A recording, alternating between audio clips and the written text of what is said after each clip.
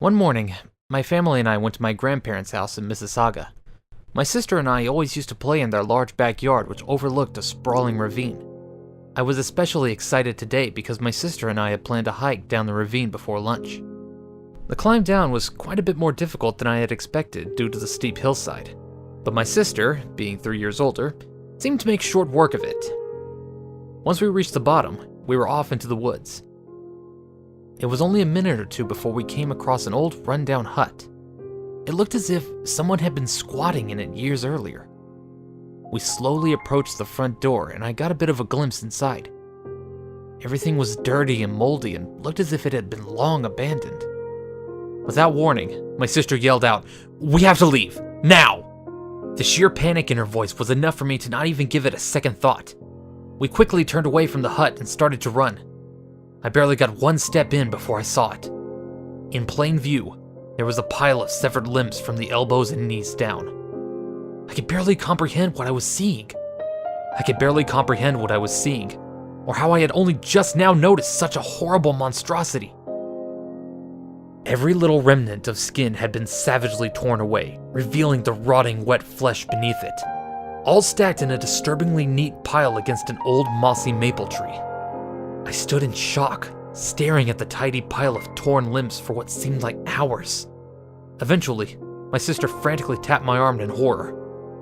She was staring, terrified, at a second tree to our left, which was covered in all of the missing skin, tightly stretched over the bark and nailed into place as if trying to give the tree a second skin. It was then that we both heard the sharp, clear whisper, "They'll never find you." I instantly felt the urge to scream at the feeling of absolute terror as we started running as fast as we could towards the steep incline of the ravine edge. I used my hands as extra momentum against the steep terrain. My sister was quite a ways ahead of me. After running for what seemed like forever, I could hear my mom's cheery voice laughing and joking with my grandparents in the backyard. I saw my sister disappear over the sharp crest of the hillside. I could hear her screaming to my mom and hear them both realizing that I hadn't made it to the top yet. I was just able to see into the backyard, see my mom running towards me, and it happened. I slipped at the edge of the yard and started to slide back. I had only missed my mother's outstretched hand by mere inches. I had almost stopped myself sliding as my foot caught on something and I tumbled. I couldn't even feel the pain of rolling through the sharp brush on the hillside as I was being overcome by the fear of what I was falling to. As I tumbled, I repeatedly caught glimpses of the tattered old hut.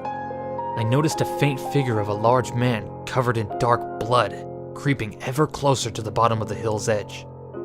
This was it. I was going to land directly at his feet.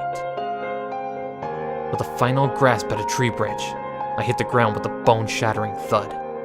Then, nothing. Only darkness. I could feel my body shiver in a piercing sweat. It took me quite a while to realize that I was in my bed, so frightened that I literally couldn't move. I could still feel the nightmare man's intense stare as I tried to regain my composure. I lay perfectly still with my eyes shut as tightly as I could clench them. And out of the darkness, in the same sharp whisper, I heard, "They'll never find you."